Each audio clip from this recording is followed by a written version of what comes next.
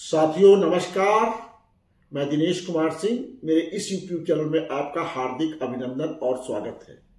लेखपाल राजस्व प्रशासन की ग्राम स्तर की महत्वपूर्ण कड़ी, इसे बहुत महत्वपूर्ण पद माना गया है राजस्व प्रशासन के हिसाब से, क्योंकि सीधे गांव के लोगों से, भूधारकों से जुड़ा हुआ होता है, ग्राम स्तरीय कर्मचारी है।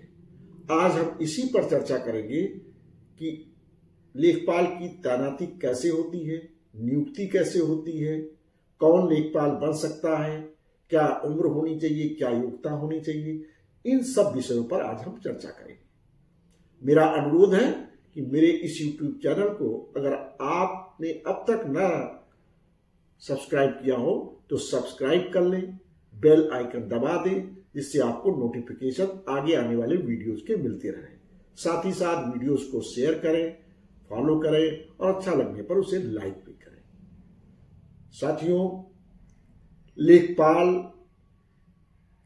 की नियुक्ति के संबंध में प्रावधान उत्तर प्रदेश राजस्व संहिता की धारा 16 की उपधारा 2 में है।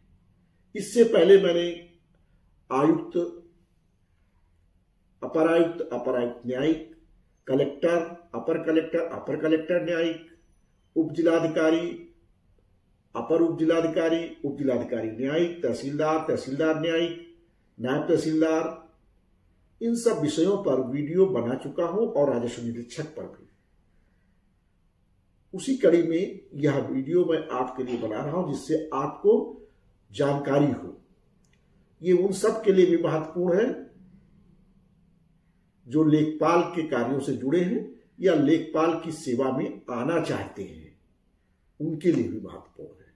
साथियों, लेखपाल उत्तर प्रदेश राजस्व संहिता 2006 की धारा 16 की उपधारा 2 के अंतर्गत नियुक्त किया जाता है। इसका प्रावधान इसी में दिया गया है। ये धारा क्या कहती है?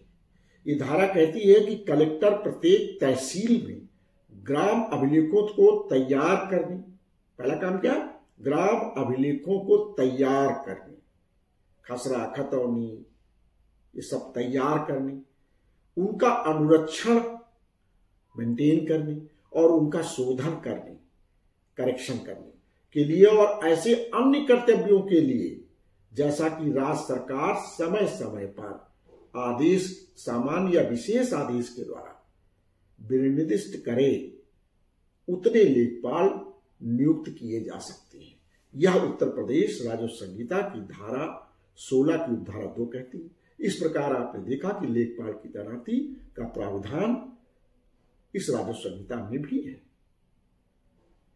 पहले लेखपाल को पटवारी के नाम से जाना जाता था, अब राजस्व अभिलेखों में इसे लेखपाल के रूप में परिभाषित किया गया। अब इसे लेखपाल कहते हैं।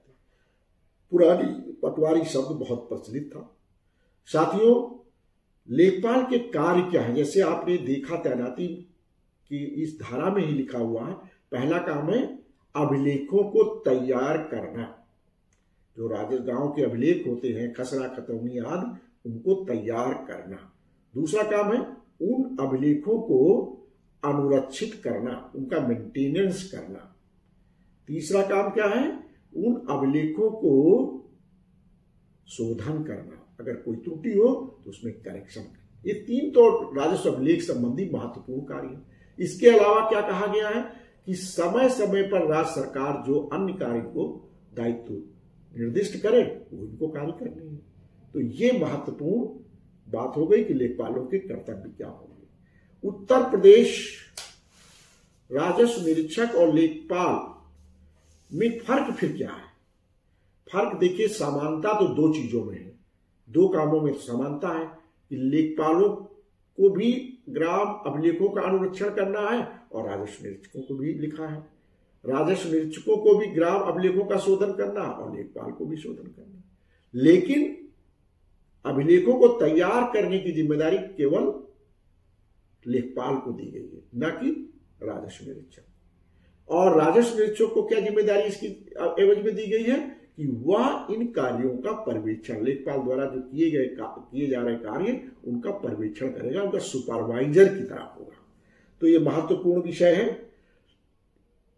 मैंने पहले जो वीडियो बनाया है उसमें आपने देखा होगा कि राजस्व निरीक्षक को राजस्व अधिकारी का दर्जा तो धारा 417 में है, लेकिन धारा 416 में जो राजस्व न्यायालय की परिभाषा है उसमें राजस्व निरीक्षक को नहीं शामिल किया गया।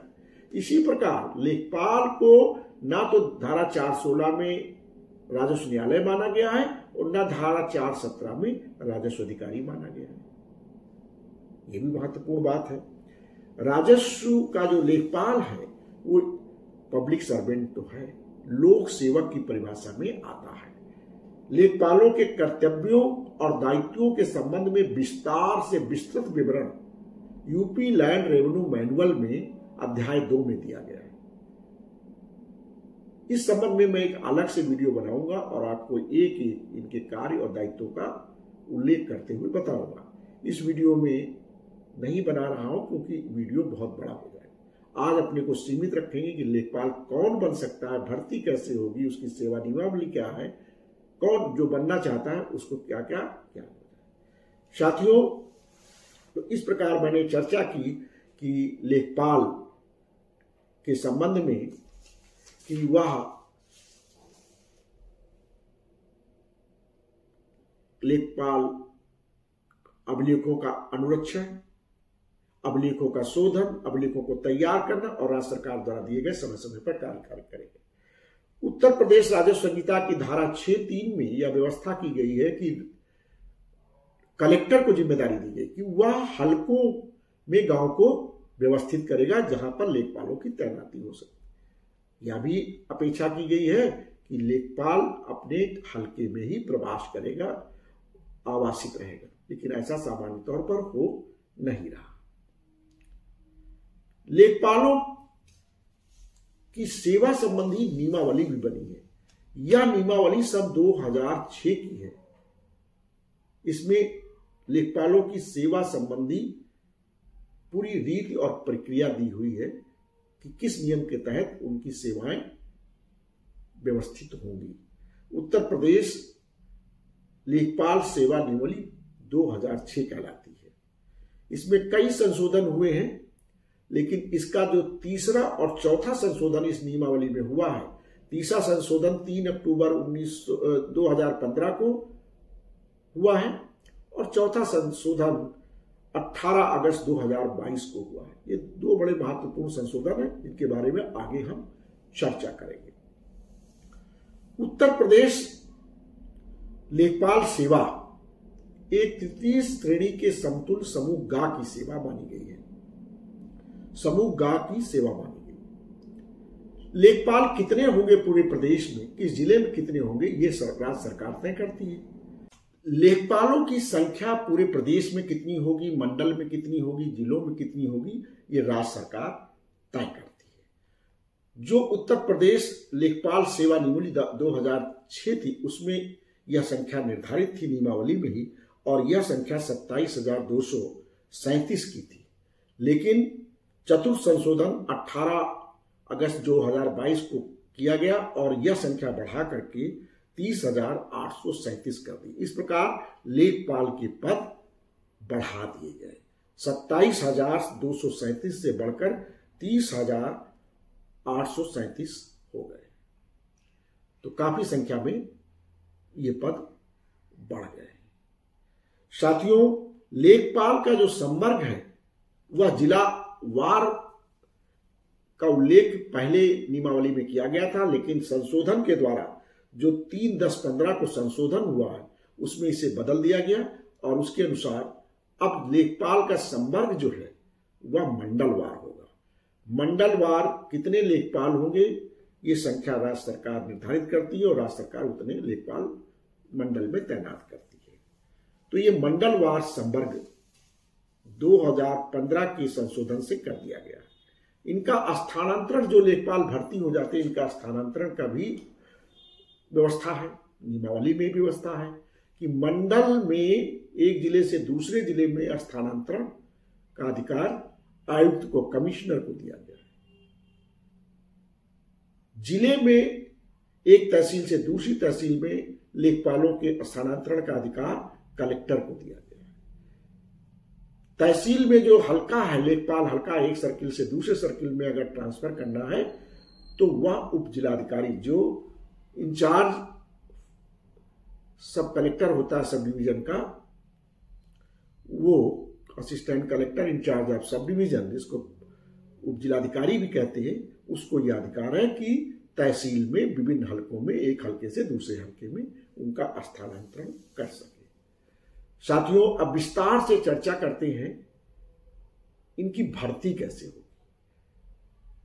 भर्ती के संबंध में सेवा में पहली बात तो है भर्ती सीधी भर्ती होगी। सारे पदों पर भर्ती सीधी भर्ती आयोग के माध्यम से की जाएगी।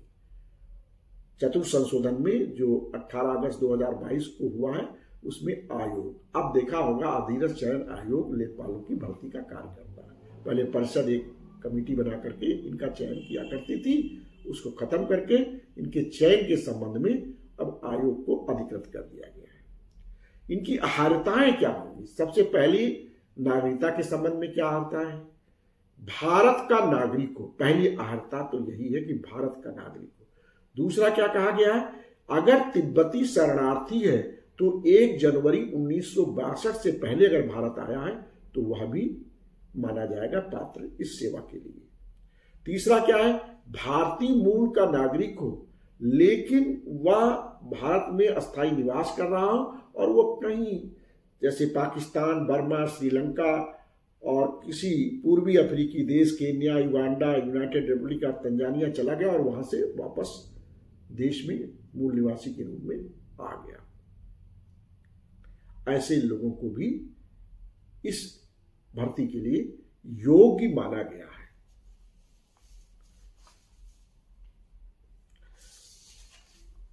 शैक्षिक योग्यता क्या हो? शैक्षिक योग्यता के लिए उत्तर प्रदेश माध्यमिक शिक्षा परिषद से इंटरमीडिएट की परीक्षा उत्तीर्ण की हो या राज्य सरकार द्वारा जो उसके समकक्ष परीक्षाएं मानी गई वह उत्तीर्ण की हो, यह शैक्षिक योग्यता में रखा गया। उम्र कितनी मानी गई है कि जिस वर्ष विज्ञापन हो रहा उस वर्ष की जुलाई की पहली तारीख जो भी हो उसमें उसकी उम्र 18 साल से कम ना हो। और पहले अधिकतम आयु 36 साल थी जिसे बढ़ा करके 40 साल कर दी गई कि 1 जुलाई विज्ञापन की जो वर्ष है उसकी जो जुलाई महीना है उसकी 1 जुलाई को वह तिथि 40 वर्ष से अधिक न हो। आरक्षित वर्ग SC ST के लिए आयु में छूट शासन तय करता रहता है समय समय पर। और क्या इसकी योग्यता है? एक ये भी है कि अगर किसी की 2 पत्नियां हैं तो वह इस परीक्षा के लिए योग्य नहीं होगा। अगर महिला है तो उसके अगर 2 पति हैं तो तब भी वह इस परीक्षा के लिए योग्य नहीं होगी। परीक्षा कैसे होगी? परीक्षा जैसे मैंने आपको पहले बता दिया कि हमारा जो आयोग है वो परीक्षा कराएगा। 100 अंक की लिखित परीक्षा होगी और मेरिट बनेगी। आरक्षण के नियम लागू होंगे और उसके आधार पर चयन लेखपालों का किया जाएगा। ये तो परीक्षा का एक हो गया। उस परीक्षा में जो 100 अंक की परीक्षा होगी उसमें क्या क्या विषय प्रश्न आएंगे, जो वस्तुनिष्ठ प्रश्न होंगे किस किस विषय के होंगे? सामान्य हिंदी के प्रश्न होंगे उसको 100 अंक की परीक्षा में, गणित के प्रश्न होंगे, सामान्य ज्ञान के प्रश्न होंगे, ग्राम्य समाज के प्रश्न होंगे और विकास संबंधी प्रश्न होंगे। तो ये जो परीक्षा आयोग कराएगा इस तरह के सवाल होंगे और 100 अंक की परीक्षा होगी और मेरिट बनेगी। जो इसमें चयन हो जाएंगे उनको मंडलवार तैनात कर दिया जाए, मंडल से जिले में, जिले से तहसील में, तहसील से हलकों में उनकी तैनाती हो जाए। तैनाती के बाद उनका प्रशिक्षण प्रारंभ हो जाएगा। प्रशिक्षण 1 वर्ष का होगा और जो लेखपाल ट्रेनिंग स्कूल है उसमें प्रशिक्षण होगा। प्रशिक्षण के अंत में सत्र में उसकी आहारकारी एक परीक्षा भी होगी, उसको पास करना भी जरूरी है। और प्रशिक्षण के दौरान 80% उपस्थिति भी जरूरी है। अगर 80% से कम उपस्थिति है तो उसे इस आहारकारी परीक्षा से डिबार भी किया जा सकता है, लेकिन परिषद को अधिकार है कि वो इसमें छूट प्रदान कर सकती है। तो इस तरह प्रशिक्षण की बात हो गई कि लेखपाल ट्रेनिंग स्कूल में 1 साल का प्रशिक्षण प्राप्त करना होगा और आहारकारी परीक्षा जो प्रशिक्षण के अंतिम होगी उसे पास करना जरूरी होगा। उपस्थिति के बारे में बता दिया। इनका वेतनमान क्या होगा? 21,700 से लेकर के 69,100 लेवल 3 का वेतनमान इन लेखपालों को तैनाती के समय दिया जाए। इसका मतलब हुआ 21,700 आज की तारीख में लगभग 50% डीए है और 11,000 और जोड़ लीजिए, करीब 33,000 प्लस हाउस रेंट मिला करके इनको वेतन, प्रारंभिक वेतन मिलेगा। साथियों, लेखपाल के जो तैनाती होती सीधी भर्ती से होती है, सीधे लेखपाल आए। कम उम्र में बहुत सारे लोग आ जा रहे हैं, कुछ लोग 19-20 साल में ही लेखपाल बन जा रहे हैं, उनको करीब 40-42 साल सेवा का अवसर मिल रहा है। साथियों, लंबी सेवा लेखपाल को करने को मिलती है, इसलिए इनके पदोन्नति की भी व्यवस्था की गई है। और जो कानून गो के 4200 कुछ 81 पद हैं पूरे प्रदेश में, उन पदों पर 76% जो पद हैं उन पर इन्हीं लेखपालों के माध्यम से, पदोन्नति के माध्यम से ही राजस्व निरीक्षक बनाए जाते हैं। तो लेखपाल को आगे का अवसर जो प्राप्त है वह है राजस्व निरीक्षक का पद। वो बड़ा महत्वपूर्ण पद है, सुपरवाइजरी पद है। और फिर राजस्व निरीक्षक के बनने के बाद अगला जो प्रमोशन होता है नायब तहसीलदार के पद पर होता है। फिर उसके बाद अगला प्रमोशन तहसीलदार के पद पर भी हो सकता है, अगर सेवा बची हुई, कार्यकाल अच्छा रहा है, पद है, उस पर भी हो सकता है। तो ये प्रमोशनल एवेन्यूज है। भर्ती हो जाने के बाद लेखपाल जब तैनात होगा तो उसको पहले प्रोबेशन पे रखा जाएगा, परवीक्षा पे रखा जाएगा। अगर परवीक्षा के दौरान उसका काम संतोषजनक नहीं रहा तो यह परवीक्षा बढ़ाई भी जा सकती है। अगर फिर ये अवसर देने के बाद भी अगर संतोषजनक नहीं पाया गया तो उसकी सेवाएं समाप्त भी की जा सकती हैं। और जब सेवाएं उसकी समाप्त हो जाएंगी तो उसे किसी प्रकार का प्रतिकर का हकदार भी वो नहीं होगा। तो ये भी है। लेखपालों की भर्ती में कौन सी रीति प्रक्रिया लागू होगी? तो समूह गा के लिए उत्तर प्रदेश में जो समूह गा के लिए बनी है नियमावली, सेवा भर्ती नियमावली, उस प्रक्रिया के अनुसार इनकी भर्ती की जाती है। साथियों, बहुत बहुत धन्यवाद। मुझे आशा है कि ये वीडियो आपको पसंद आएगा। अनुरोध रहेगा उन नौजवान साथियों को जो इंटरमीडिएट पास किए हों, उन तक भी इस वीडियो को जरूर पहुंचाइएगा, जिससे कि वो चाहें तो इस परीक्षा के लिए तैयारी करें और वह लेखपाल भी बन सकते हैं। लेखपाल से राजस्व निरीक्षक, राजस्व निरीक्षक से नायब तहसीलदार के पदों पर भी जा सकते हैं या उससे आगे के पदों पर। लेखपाल की कार्य दायित्व क्या है वो मैंने आपको बता दिया। विस्तृत कार्य दायित्व के संबंध में एक अलग से वीडियो बनाऊंगा। फिर अनुरोध रहेगा, अगर मेरे इस चैनल को अब तक आपने सब्सक्राइब न किया हो तो सब्सक्राइब कर लें, बेल आइकन दबा दें, इससे आपको नोटिफिकेशन मिलते रहे आगे आने वाले वीडियो के, और वीडियोस को शेयर करते रहें, लाइक करते रहें। बहुत बहुत धन्यवाद।